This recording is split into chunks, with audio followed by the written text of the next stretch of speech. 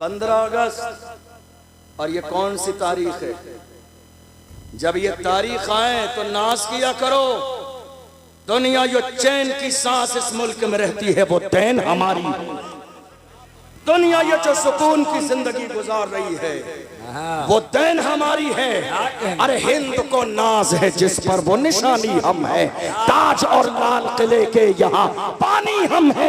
न घबराओ मुसलमानों, खुदा की शान बाकी है। अभी इस्लाम जिंदा है, अभी कुरान बाकी है। ये दुश्मन क्या समझते हैं जो अपने दिल में हंसते हैं? अभी तो करबला का आखिरी मैदान बाकी है। ये मुल्क जो चैन की सांस सो रहा है, चैन की नींद ले रहा है, ये दैन किसी और की नहीं, हम कलमा पढ़ने वाले मुसलमानों की। आपने देखा नहीं, थोड़े से जमाने पहले पहलगाम में एक हादसा हुआ था। जब वो हादसा हुआ उसके बाद बयान आए। आपको और हमें मालूम था कि बयान अब किसके लिए आएंगे। वो सारे बयान हमारी और आपकी शान में थे, हमारी जो है शान में थे। बैठिए, आप बैठिए, बैठ जाइए आप। ये क्या तरीका हुआ? बैठ जाइए आप। हमारे यहाँ हालात ये हैं कि उस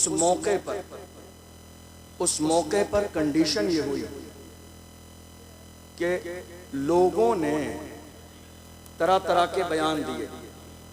असल में उन्हें करबला के वाक़यात सुनने हैं।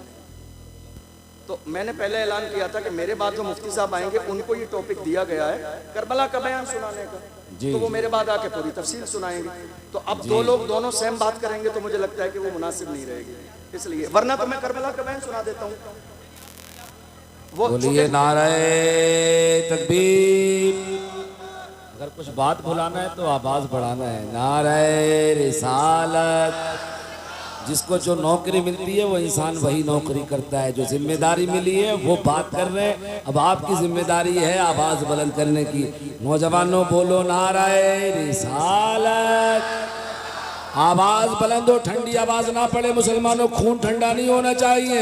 नारे रिसालत, नारे रिसालत। इश्क मोहब्बत, इश्क मोहब्बत।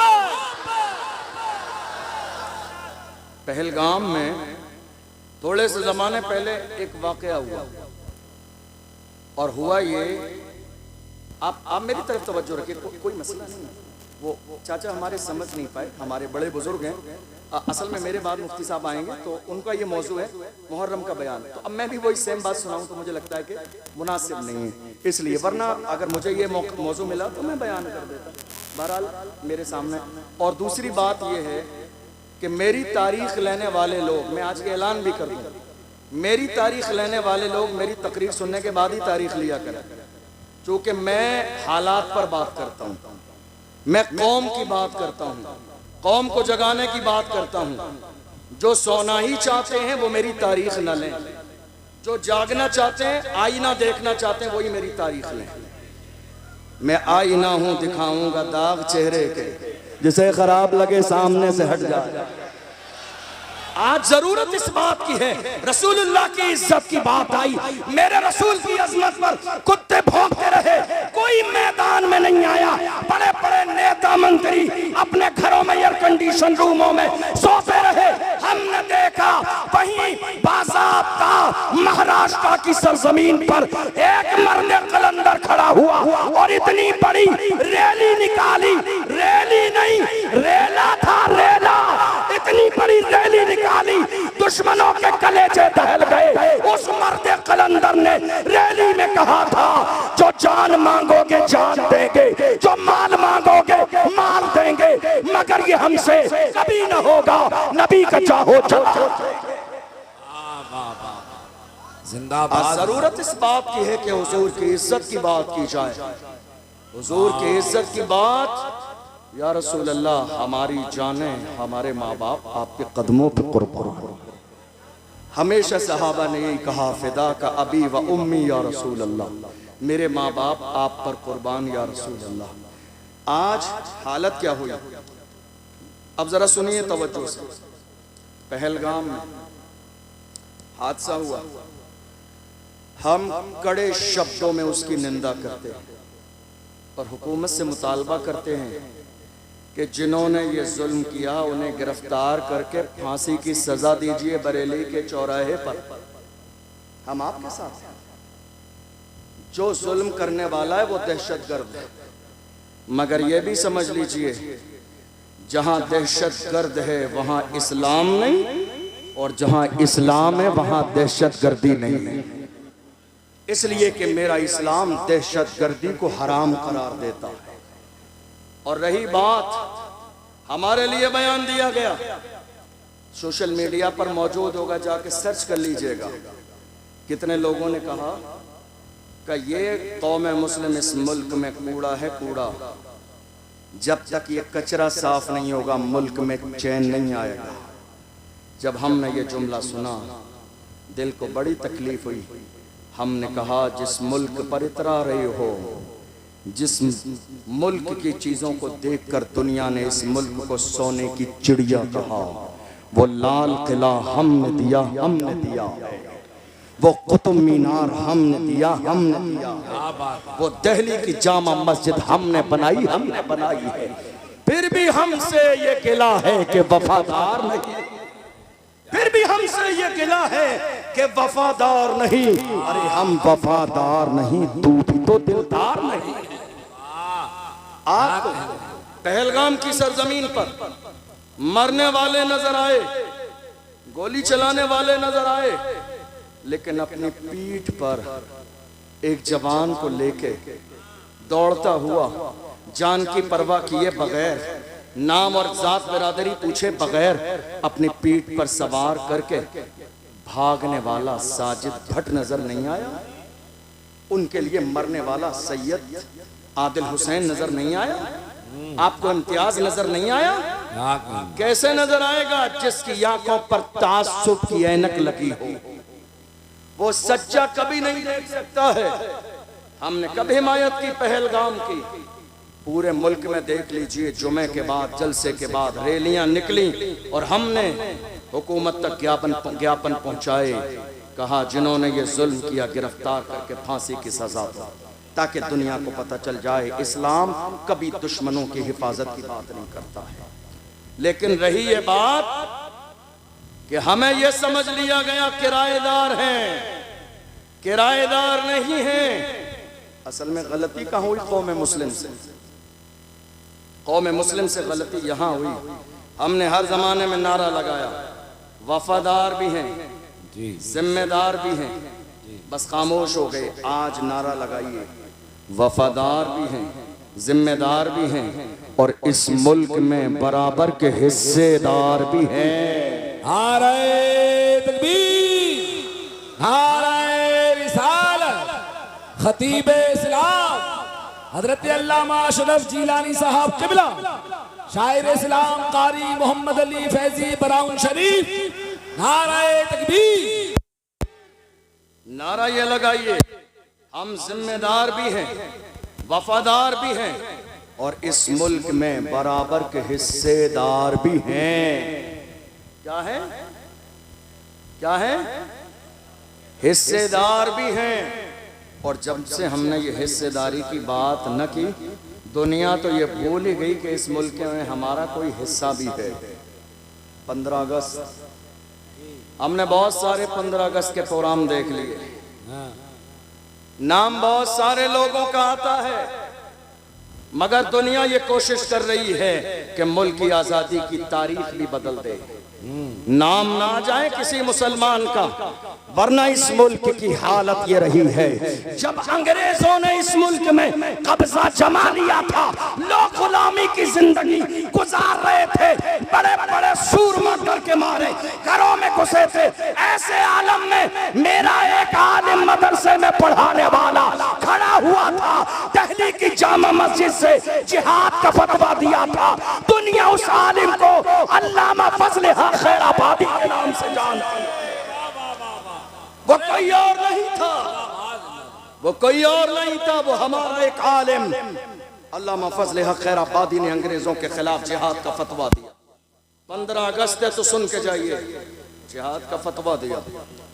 अब चूंकि हर जमाने में दलाली करने वाले कौम के दलाल सलामत रहे, पकड़वाना भी इनका काम है, जवानों की लिस्ट बनाना भी इनका काम है, आगे पहुंचाना भी इनका काम है, पकड़वाना भी इनका काम है, उनके माँ बाप को 50,000 बोलना भी इनका काम है, फिर रात के अंधेरे में तोड़ बट्टे कराना भी इनका काम है, आधे अपनी जेब में और आगे बढ़ा देना भी इनका काम है। जब ये हालत देखता हूँ तो मुझे याद आता है डॉक्टर राहत इंदौरी का वही शेर, लगेगी आग तो आएंगे घर कई जद में, यहाँ पे सिर्फ हमारा मकान थोड़ी है। कौम के दलालों ने दलाली की अंग्रेजों के पास जाके और बता दिया फजल हक खैराबादी ने तुम्हारे खिलाफ मुहिम चलाई है, कौम जाग गई है। आपको मालूम है अंग्रेजों को, जरा तवज्जो से सुनिएगा, मैं बस 15-20 मिनट में अपनी बात मुकम्मल कर रहा हूँ। मोहम्मद अली फैजी भाई आ चुके हैं, पूरे मशहूर का, पूरे मुल्क का मशहूर लहजा अल्हम्दुलिल्लाह, जिसे तमाम लोग पसंद करते हैं, हम लोग भी बड़ी दिल से उनकी नात सुनते हैं, इंशाअल्लाह भी सुनेंगे। मैं बस बात मुकम्मल करने लगा हूँ चूंकि वक्त भी बहुत ज्यादा हो रहा है। अल्लामा फजल हक खैराबादी जिहाद का फतवा दिया। आपको मालूम है मुल्क में लोग इतने ज्यादा थे, तवज्जो है आपकी, लोग इतने ज्यादा थे मगर अंग्रेजों को डर, जुमले पे गौर कीजिएगा, अंग्रेजों को डर भीड़ से नहीं आलिमों से था। अंग्रेजों को डर पब्लिक की भीड़ से नहीं था, आलिमों से था। वो जानते थे आलिमों की जबान में आज भी वही तासीर है, लोग भीड़ जमा करते हैं 500-500 के नोट रात के अंधेरे में बांटकर, मगर ये मोहम्मद अरबी के गुलाम हैं, जहां चले जाते हैं हजारों का मजमा आ जाता। अंग्रेज ये बात जानते थे, उन्होंने अल्लामा फजल हक खैराबादी को गिरफ्तार किया, कोर्ट में पेश किया जाने लगा। कोर्ट में एक जानने वाला था अल्लामा फजल हक खैराबादी का, उसने कहा हजरत आपका नंबर आएगा ना, तो पूछा जाएगा, तो मैं जब आपसे कहा जाएगा आप मना कर देना कि मैं वो फजल हक खैराबादी नहीं हूँ जिसने फतवा दिया है, फिर मैं सब संभाल लूंगा। जब आप गए नाम आया तुम ही हो, कहा मैं ही फजल हक खैराबादी हूँ जिसने तुम्हारे खिलाफ जिहाद का फतवा दिया। उसने कहा हजरत मैंने समझाया था आपकी जान बच जाएगी। अल्लाह अकबर। फजल हक खैराबादी ने कहा जान बचानी किसको है, जान नहीं बचानी है, हमें तो लोगों का ईमान बचाना है। जान बचानी किसको है, जान दे दी थी उसी की थी, हक तो ये है कि हक अदा। जान बचानी किसको है, हमें तो अपना और लोगों का ईमान बचाना है। अल्लामा फजल हक खैराबादी को गिरफ्तार किया गया, जजीरा अंडमान ने को मार ले गए, काले पानी की सजा दी। एक अंग्रेज आया और अल्लामा फजल हक खैराबादी से कहा मौलाना अब भी वक्त है, फतवा बदल दो, वापस ले लो फतवा, हमारे हाथों में हाथ दे दो, जान बच जाएगी, सरकारी ओहदा मिलेगा, सैलरी मिलेगी, पैसे मिलेंगे, आप जैसा काबिल आदमी जेल में जिंदगी क्यों जाए कर रहा है। ये पेशकश आज के ज़माने में हमारे जवानों के सामने भी हर मौके पे की जाती है, इलेक्शन के ज़माने में, गलत काम के ज़माने में। अरे उनके साथ क्या रखा है, गरीब लोग हैं, हमारे साथ आ जाइए। मगर मुस्तफ़ा के गुलाम हर ज़माने में ऐसे रहे हैं, उनके कदमों में दुनिया की शोहरत और दौलत ला के डाल दी है, मगर फिर भी मेरी कौम के जवानों ने दौलत को ठोकर मार के कहा अपना सब कुछ गुम्बद खजरा कल भी था और आज भी है, मेरे नबी से मेरा रिश्ता कल भी था और आज भी है, बतला दो गुस्ताख नबी को गैरत मोमिन जिंदा है, उन पे मर मिटने का जज्बा कल भी था और आज भी है। क्या बात है हजरत, जिंदाबाद। यह किसी और की तारीख नहीं, मोहम्मद अरबी के गुलामों की तारीख है। आपने देखा नहीं अल्लामा फजल हक खैराबादी का कहा मौलाना वक्त है, फतवा वापस ले लो। अल्लामा फजल हक खैराबादी ने अंग्रेज के चेहरे पर थूक दिया और कहा जालिम तू फतवे की बात करता है, हम हुजूर के गुलाम हैं, हमारे कलम से जो फतवे निकल जाते हैं हुकूमतें बदल जाती हैं, फतवे नहीं बदलते। क्या बात, दुनिया ने देख लिया, वाह फतवा अपनी जगह कायम रहा, मगर अंग्रेजों की हुकूमत बदल गई। तकरीबन 75 साल का जमाना गुजर गया। इस मुल्क की आजादी के बाद उस जमाने से लेकर आज तक एक पार्टी थी इस मुल्क में। जब मुल्क आजाद हुआ सबने उसी पार्टी का समर्थन किया, लेकिन थोड़े से जमाने में मुल्क में लोग और बिरादरियां ये समझ गई ताबेदारी क्या है और हिस्सेदारी क्या है, हिस्सेदारी क्या है और गुलामी क्या है। लोग समझ गए और जो समझते गए वो अलग होते गए, अपनी पार्टी बनाते गए। 75 साल का जमाना गुजर गया। तने तन्हा कौम मुस्लिम है जो आज तक दरी बिछा रही है, जो आज तक स्टेज लगा रही है, जो आज तक दूसरों के फ्लैक्स लगा रही है, जो आज तक दूसरों के नारे लगा रही है, जो आज तक दूसरों के लिए वोट मांग रही है। कितने हमारे लोगों को स्टेज लगाने के बाद स्टेज से नीचे उतार दिया गया। वीडियो सोशल मीडिया पर मौजूद हैं, जाके देख लीजिएगा। आज तक हम दूसरों की रजा में लगे हैं, वरना मेरे आला हजरत का पीर खाना मारहरा मुतहरा से सैयदुल उलमा ने फरमाया, किसी की जय विजय हम क्यों पुकारे, क्या गरज हमको, हमें काफी है सैयद अपना नारा या। हमें अल्लाह ने गुलामी के लिए पैदा नहीं किया है, अल्लाह ने हमें गुलामी के लिए पैदा नहीं किया है, अल्लाह ने हमें क़यादत के लिए पैदा किया है। कायद बनो, अल्लाह ने हमें लीडर बनने के लिए पैदा किया है।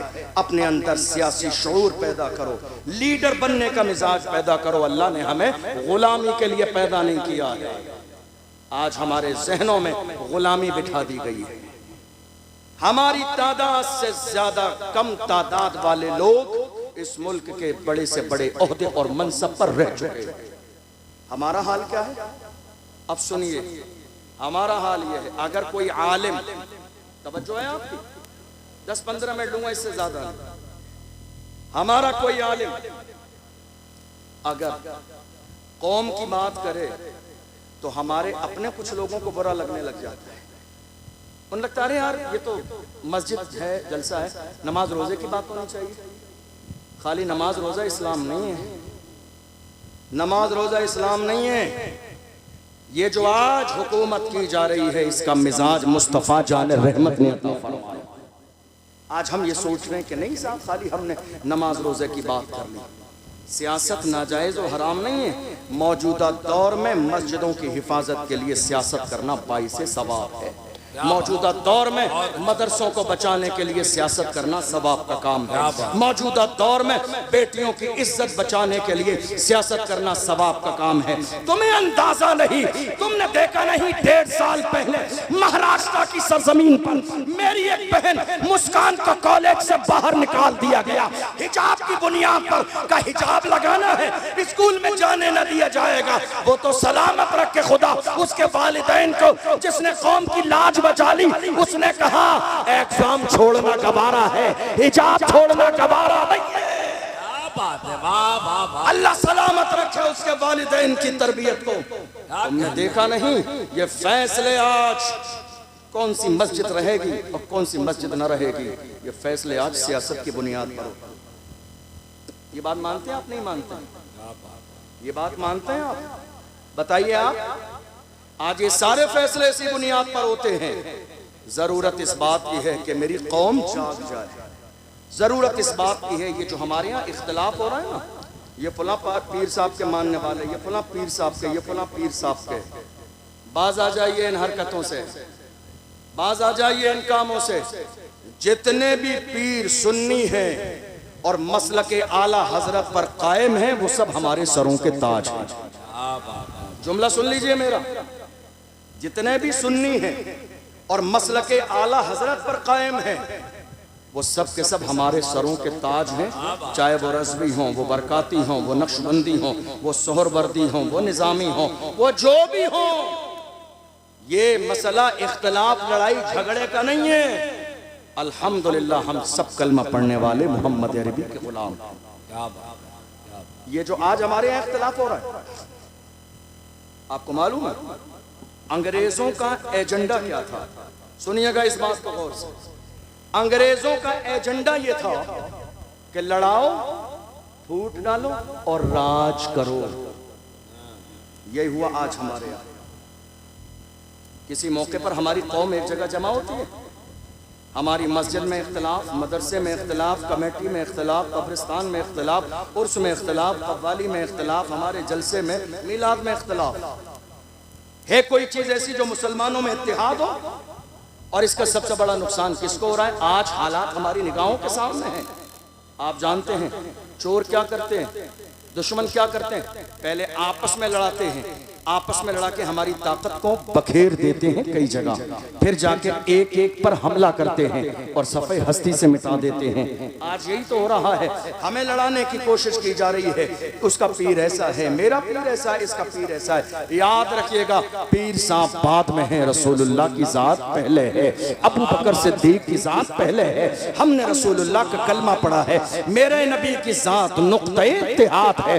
जो रसूलुल्लाह को मानने वाला है वो हमारे सर का ताज है। हम मोहम्मद अरबी के मानने वालों को अपना भाई समझते हैं। अल्लाह का कुरान कहता है इन्नमल मोमिनून इख्वा, तमाम कलमा पढ़ने वाले आपस में भाई भाई। क्या बात, ये मिजाज किसने दिया?